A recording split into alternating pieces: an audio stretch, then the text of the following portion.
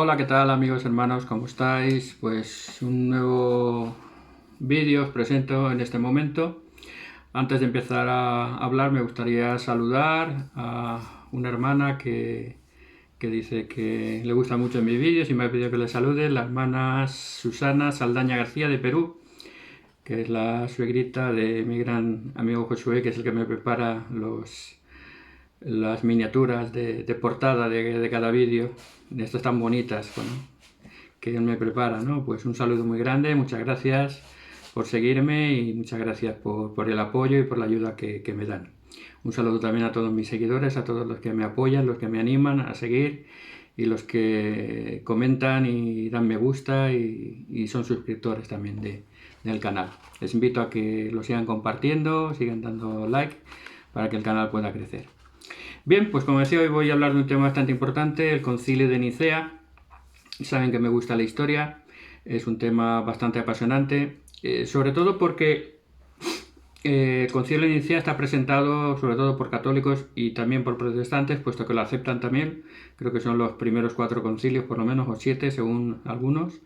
Los primeros concilios los aceptan como parte de la historia de su iglesia, también los protestantes.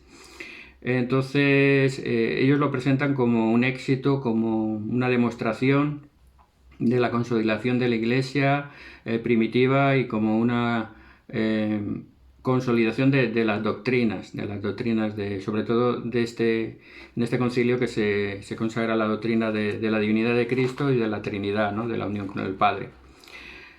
Pero para mi entender y para los santos de los últimos días, creo que representa todo lo contrario, ¿no? Representa la plena demostración de que la apostasía que había iniciado ya en época de los apóstoles, pero que se fue afianzando en los siguientes siglos, segundo y tercero, aquí ya en el siglo IV ya vemos que la apostasía, que la separación, dijéramos, más que apostasía, no quiero que suene feo ni ofensivo, pero que la distancia entre la verdad primigenia del siglo I que enseñaron los apóstoles con las verdades que se enseñan ya en el siglo IV, pues ya hay una gran diferencia dogmática y una gran diferencia de procedimientos. Y precisamente en el concilio inicial se nos muestran esto. Si analizamos lo que pasó, que es lo que voy a intentar ahora, en el concilio de Nicea con los acontecimientos de la Biblia, veremos que hay muchas diferencias. Pero también hay ciertas controversias o contradicciones con las doctrinas que enseñan los católicos y protestantes incluso, que se manifiestan en este concilio. Primero voy a dar una breve información de cómo fue el concilio, qué se trató, quién lo convocó y demás. Y luego veremos algunas controversias para católicos, otras para protestantes y otras controversias bíblicas, que son las que creo más importantes. Bueno, todos sabemos que Constantino, en el Edicto de Milán, en el año 313, legalizó el cristianismo, que hasta ese momento estaba perseguido, estaba ilegal, escondido, había crecido mucho, pero había sufrido muchas persecuciones a lo largo de los siglos y no estaba permitido oficialmente hasta ese momento que se legaliza, aunque no, como algunos creen, no es el momento en que se nombra religión del Estado. Eso fue en el año, creo que 380, y fue el emperador Teodosio el que convierte la religión católica ya en religión de Estado, ¿no? Aquí simplemente se legaliza y se le da preeminencia sobre las demás, pero todavía no es la religión estatal. Sin embargo, Constantino, viendo que si conocen la historia de Constantino, estaba dividido en 4, el Imperio Romano en su época, se alía con otro y se unifican y solo quedan 2, y al final, justo después del Edicto de Milán y antes del concilio, vence a su oponente y se queda él solo ya como emperador de todo el imperio, de nuevo reunificado ya en uno solo. Entonces busca, lógicamente, apoyos y busca orden y paz después de tanta lucha y cree, por lo menos así lo considera la historia, que la iglesia cristiana puede servirle de apoyo, puede servirle de paz y de cohesión, de unión entre todos los ciudadanos de su imperio para lograr la paz y la estabilidad. Y como ve que la propia iglesia está dividida en diferentes ramas, lo que la historia llama herejías, diferentes herejías que surgieron y que causaban divisiones dentro de la propia iglesia, el propio Constantino, el emperador, convoca un concilio de toda la iglesia para solucionar esas controversias. Lo hace en la ciudad de Nicea, que era el palacio de verano del emperador, en la actual Turquía, cerca de Constantinopla, que era la capital del Imperio Oriental. El Imperio Romano Oriental estaba capital en Constantinopla, la ciudad de Constantino, y para satisfacer sus intereses imperiales convoca este concilio. Aquí ya vemos la primera controversia que se demuestra ya con Constantino, el control de la religión por parte de un emperador pagano, porque ni siquiera era cristiano todavía, se bautizó un poquito antes de morir y ni siquiera era cristiano en este momento. Ya los siguientes emperadores sí que son cristianos, pero él en este momento ni siquiera era cristiano. Y a partir de ahí ya vemos todo un historial de control imperial, control político sobre las decisiones, sobre los líderes religiosos de la época. Toda la cristiandad está sometida al emperador. Esto es lo que también se llama cesaropapismo, es decir, que los césares, los emperadores romanos, controlaban el nombramiento de obispos, de cardenales, de papas, y controlaban todas las decisiones. Tenían que aprobar todos los nombramientos y tenían que aprobar todas las leyes o todas las normas que dictara la Iglesia.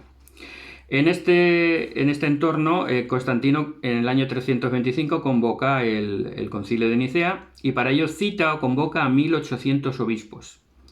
Sin embargo, solo asistieron, según crónicas, en el mejor de los casos, 318. Algunos dicen que fueron 270 y otros incluso que 250. Por lo cual vemos que de los 1800 obispos que existían en la época, solo un 20% aproximadamente asistió a ese concilio. Es decir, que todas las decisiones que se tomaron, solamente las tomó un 20% de los obispos de la Iglesia. Es un dato bastante significativo, ¿no?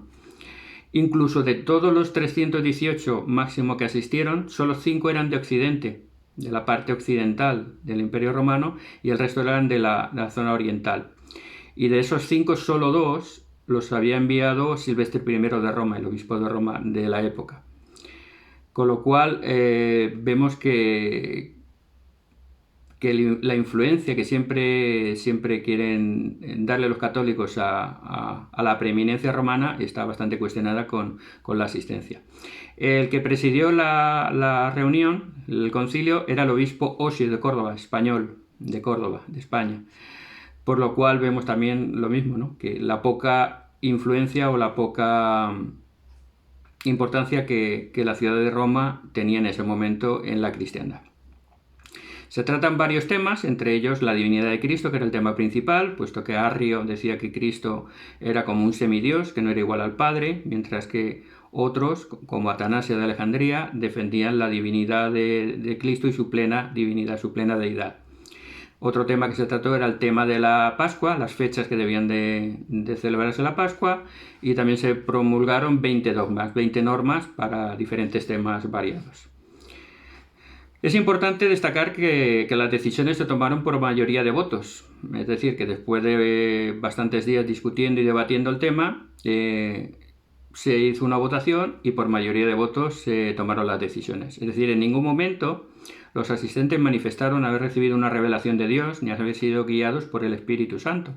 Cuando vemos que en la Biblia, en Hechos 15:28, por ejemplo, el primer concilio de Jerusalén que se llama, dice, nos ha parecido bien a nosotros y al Espíritu Santo que hagáis esto y esto y esto. Y da una serie de normas avaladas por el Espíritu Santo. O, por ejemplo, cuando Felipe en Hechos 8:29 dice, el Espíritu Santo le dijo que se acercara al eunuco y le enseñara.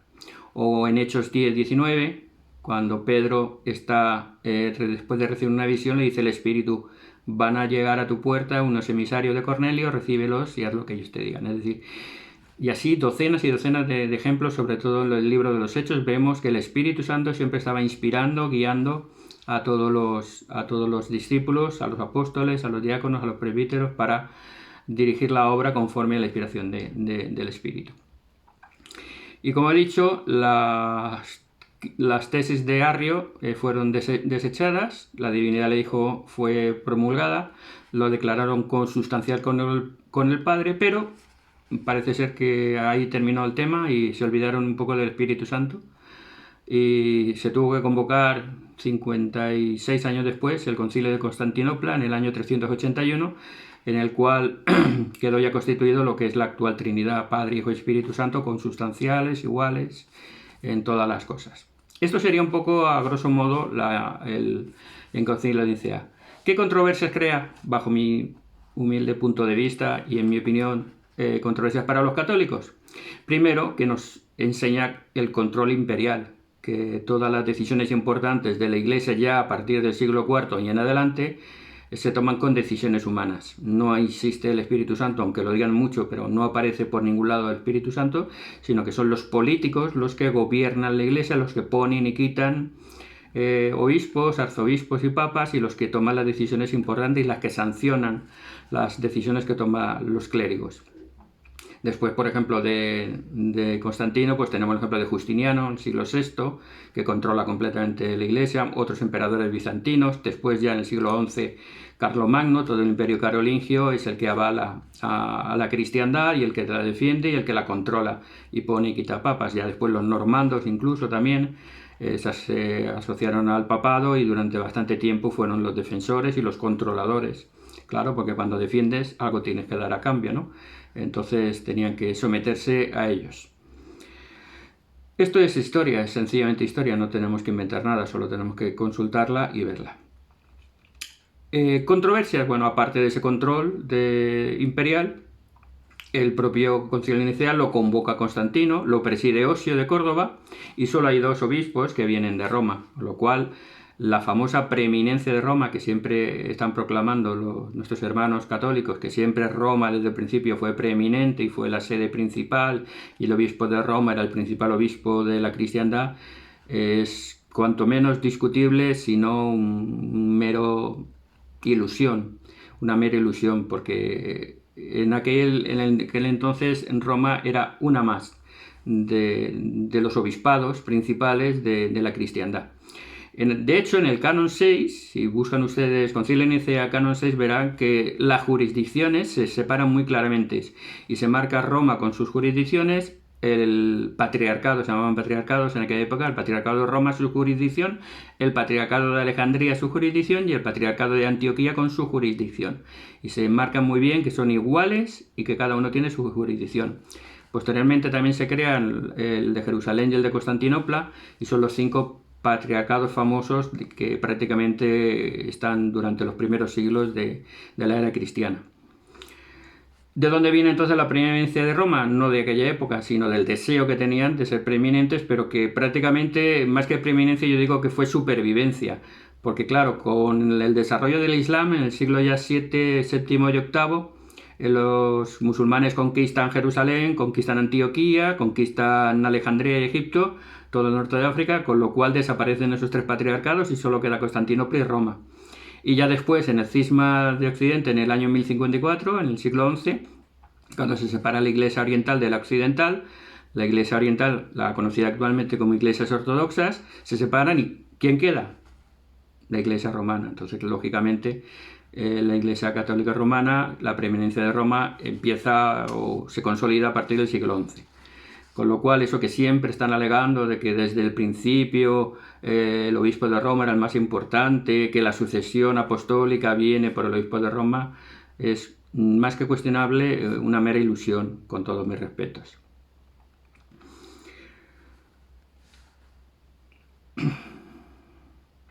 Y sobre todo, destacar esto, además del cuestionamiento de la preeminencia de Roma, que todas las decisiones que se tomaron en ese concilio se tomaron por votación. Fueron discusiones humanas, ideas humanas, pensamientos humanos, sin Espíritu Santo. También mucho hablan de que la Iglesia se ha mantenido desde el principio hasta ahora y que no ha habido, que siempre se ha ido por el Espíritu, pero aquí vemos ya en el primer concilio que no aparece el Espíritu Santo, no aparece la inspiración, ya no solo mencionar lo que tienen que hacerlo en un concilio posterior, el de Constantinopla, sino que ni siquiera ninguno de los obispos menciona que han sido inspirados o que han tenido una revelación, como todos los apóstoles de la antigüedad que vemos tanto en el Antiguo como en el Nuevo Testamento. Vemos siempre que los profetas, los apóstoles eran guiados por el Espíritu y recibían revelación de Dios y todas las decisiones que tomaban o las enseñanzas que daban las hacían inspiradas por el Espíritu Santo, cosa que aquí ya no aparece. Por lo tanto vemos la decadencia de la cristiandad ya desde el siglo IV hasta nuestros días. Esas serían las controversias, creo yo, para los católicos. Para los protestantes, puesto que aceptan, creo la mayoría de grupos protestantes o de ramas reformadas aceptan el Concilio de Nicea y algunos posteriores, pues están avalando las decisiones de un emperador romano, ¿no? Porque el emperador romano, como hemos visto, controlaba, manejaba y nombraba a los dirigentes de la Iglesia y ellos aceptan esto. De hecho, prácticamente en el siglo XVI, después de la Reforma y la separación de protestantes y católicos, pues los propios protestantes cayeron en el mismo error, ¿no? Cayeron diferentes ramas protestantes en manos o en el poder y autoridad de los príncipes germánicos, hubieron guerras inclusive, y cada grupo religioso pues estaba avalado, auspiciado y controlado, lógicamente, por un príncipe, por un duque, por un conde. Con lo cual vemos que la historia se repite. También algo que es controversial para los protestantes es que si reconocen el Concilio de Nicea están reconociendo la organización de la Iglesia Católica ya en aquella época, porque aquí ya podemos decir que es la Iglesia Católica. Hasta ahora era la Iglesia primitiva de Cristo, que se fue transformando hasta llegar, como he enseñado en otros vídeos, con escrituras y demás, que la Iglesia Católica aparece realmente a través del tiempo por la transformación del Evangelio primitivo, de la Iglesia primitiva, en una iglesia romanizada que precisamente no tiene nada que ver con la iglesia primitiva. Entonces ellos están aceptando, los protestantes, al aceptar este concilio, aceptan la organización de la Iglesia Católica, que luego niegan que la autoridad sea del sacerdocio, que la autoridad solamente es la Biblia, cuando aquí la autoridad no aparece en la Biblia por ningún lado, ni siquiera estaba la Biblia publicada como tal, es posterior, el obispo Dámaso y San Jerónimo, que son posteriores a este concilio, son prácticamente del siguiente concilio de Constantinopla. Y también reconocen las autoridades de estos obispos, ¿no? Reconocen los obispos de aquella época, los reconocen como suyos, cuando las enseñanzas no las reconocen, ¿no? Y dicen que todo acabó mal. Pues bueno, es una controversia, ¿no? Que estén aceptando unas cosas y otras no. También aceptan las decisiones sobre la Trinidad, como hemos visto, una Trinidad sin aval del Espíritu Santo, una definición de Cristo como es solamente en interpretaciones humanas, tanto que quizás más los protestantes que los católicos, que siempre están hablando de la inspiración, de la idea del Espíritu Santo. Aquí no aparece por ningún lado y ellos aceptan decisiones humanas sin aval del Espíritu Santo. Incluso aceptan el dogma, todos los 20 dogmas, lógicamente. El dogma 3 precisamente hablaba un poco del celibato, ¿no? Decía que los clérigos no podían vivir con una mujer a excepción de su madre, de su hermano, de su tía, ¿no? Por lo tanto, que los protestantes que niegan el celibato, aquí de alguna manera lo están avalando también, lo cual vemos bastantes controversias. Y para finalizar ya, pues simplemente las controversias bíblicas, ¿no? La naturaleza de la Trinidad, que está consagrada entre Nicea y Constantinopla, es lo que se llama el credo, a ver si me sale bien, credo niceno-constantinopolitano, parece un trabalenguas. Ese credo niceno-constantinopolitano, discúlpenme porque es un trabalenguas realmente, es lo que marca las creencias básicas, la Trinidad, que es lo más básico, quién es nuestro Padre, quién es nuestro Salvador y quién es el Espíritu Santo, que no tienen nada que ver con lo que nos cuenta la Biblia. He hecho un vídeo acerca de la Trinidad, pueden verlo, no me voy a extender ahora, pero simplemente leen el capítulo 17 de Juan, del Evangelio de San Juan, Juan 17, y ahí está la verdadera Trinidad. Ahí está lo que es la Trinidad. Todo lo demás son malas interpretaciones y malas análisis humanos, porque no estaban avalados por el Espíritu, de lo que es la naturaleza de Dios el Padre, del Hijo y del Espíritu Santo. Simplemente les invito a que vean Juan 17 y verán lo que es la verdadera Trinidad, puesto que, como he dicho, son el credo niceno-constantinopolitano es, le he dicho mal, no se preocupen, ríanse un rato que tienen todo el derecho. A ver, díganlo ustedes, a ver si se atreven a decirlo del tirón. Credo niceno-constantinopolitano. A ver si, yo ya lo he dicho 5 veces y creo que ninguna bien. Bueno, seguimos. Decisiones humanas que no tienen nada que ver con el Espíritu Santo. Como he dicho antes, en el Nuevo Testamento, sobre todo en el libro de los Hechos, vemos la guía del Espíritu Santo, como los apóstoles les dice haz esto, haz lo otro, les inspira, les enseña, mientras que aquí no vemos absolutamente nada de eso, sino decisiones humanas. Incluso aquí en el Concilio de Nicea vemos que la máxima autoridad de la Iglesia en esa época son los obispos. El emperador Constantino convoca 1800 obispos. ¿Por qué convocó obispos? Porque no había otra cosa. Sin embargo, si vemos las Escrituras, la Biblia, por eso digo contradicciones bíblicas, en Efesios 2:20 dice que la Iglesia está fundada en apóstoles y profetas, no sobre obispos.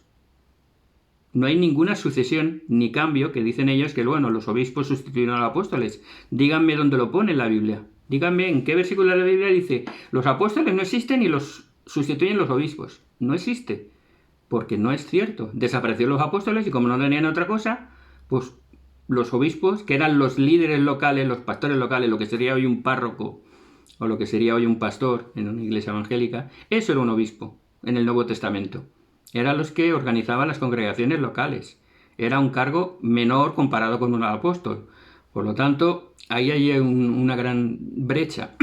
Los obispos no tenían la autoridad de presidir la iglesia ni de tomar estas decisiones. Por lo tanto, vemos que haya habido un cambio entre el Nuevo Testamento y la época de Constantino. O en Efesios 4:11, que dice que el Señor mismo constituyó apóstoles, profetas, pastores, evangelistas y maestros. No cita para nada tampoco obispos. Es decir, que Jesucristo mismo nombró estos llamamientos y la base son apóstoles y profetas, nunca los obispos. Por lo tanto, vemos que la organización de ya la época de Constantino no tiene nada que ver con la organización de la iglesia primitiva de Cristo. De hecho, tengo el libro por aquí de historia, que pueden verlo, y simplemente en aquella época, después de tanta persecución, tanta clandestinidad, la iglesia cuando sale ya de la ilegalidad, pues está completamente desorganizada. Se han perdido todas estas cosas, se ha perdido la autoridad de Dios, se ha perdido las revelaciones. ¿Y qué hace la Iglesia Católica en ese momento? Copia todas las instituciones romanas. La curia, la diócesis, son palabras romanas de organización territorial y organizativa romana. Copiaron esas cosas porque no tenían otra. Por lo tanto, vemos que ya se ha perdido todo esto. Incluso el dogma 6, que decíamos que hablaba del celibato, ¿no? Pues vemos que ya empezaron a prohibir que los sacerdotes tuvieran esposas y que tenían que ser célibes, cuando en 1 Timoteo 3:2 dice que el obispo tiene que tener una sola esposa, o en el mismo capítulo, el versículo 12, 1 Timoteo 3:12, los diáconos igual, que sean maridos de una sola mujer. Por lo tanto, vemos que hay cosas que ya se explican en Nicea que van contrario a la Biblia. La naturaleza de la Trinidad, la autoridad de los obispos, la organización de la Iglesia y el celibato. Ya son 4 principios importantes que están marcados bien claramente en este concilio y que no tienen nada que ver con la Iglesia de Cristo del primer siglo, con la Iglesia que organiza Cristo y que los apóstoles llevan a todo el mundo. Por lo tanto, creo que, según acabo de expresar, el concilio de Nicea, en vez de avalar a católicos y protestantes, lo que les hace es un flaco favor, porque demuestra que no existía ya la verdad plena en la Iglesia cristiana ya en el siglo IV, que ya se habían cambiado muchos principios, se habían cambiado muchas cosas, muchas doctrinas, se habían cambiado la organización, había dejado de existir, se habían perdido la autoridad, se había perdido la revelación, ya no estaban influenciados por el Espíritu Santo, ya no, por lo menos en los dirigentes, vamos. A nivel personal siempre el Espíritu trabaja con cualquier persona que sea buena y noble de corazón, pero a nivel institucional, a nivel religioso, a nivel iglesia, ya habían dejado de existir. Por lo tanto, ni católicos ni protestantes pueden recibir ningún aval de este concilio, sino todo lo contrario. La naturaleza de la Trinidad, la autoridad de los obispos, la organización de la Iglesia y el celibato son 4 puntos importantes que no están en el Nuevo Testamento. Todo lo contrario. Por lo tanto, me gustaría que reflexionaran, que pensaran y que consideraran estas cosas y que piensen un poquito. Como siempre digo, cuando hago algún vídeo de esto, piensen en cuál es su iglesia, cómo está organizada, qué enseña, y vea si realmente en la iglesia en la que pertenecen coincide con el Nuevo Testamento, con la iglesia que organizó Cristo. Porque precisamente nosotros, como santos de los últimos días, testificamos de que ha habido una restauración del Evangelio, que todos estos principios, autoridades y organización de la iglesia primitiva que se perdieron a través de los siglos, de controversias, de persecuciones y de pérdida de autoridad, fueron los que causaron todos los desastres que han venido después, siglos posteriores, en la cristiandad, con tantas cosas negativas, otras muy positivas también, pero que han hecho que nos alejemos del Evangelio primitivo de Cristo. Por eso se restauró la Iglesia. Cristo mismo restauró la Iglesia a través de un profeta moderno. Y hoy en día tenemos la organización correcta, la autoridad correcta, la doctrina correcta, que nos acerca a Cristo y que nos ayuda a obtener la vida eterna. Les invito a que vengan a la iglesia, busquen en internet veniracristo.org y verán ahí mensajes de la Iglesia de Jesucristo, de los santos de los últimos días, donde pueden encontrar mensajes inspiradores y principios importantes que les invito a considerar y a orar al respecto. oren, piden la ayuda a Dios y el Señor contestará sus oraciones. Esa es la invitación que hacemos. Escuchen, vean y pregúntenle a Dios. No crean mis palabras, crean las Escrituras y escuchen la voz del Señor.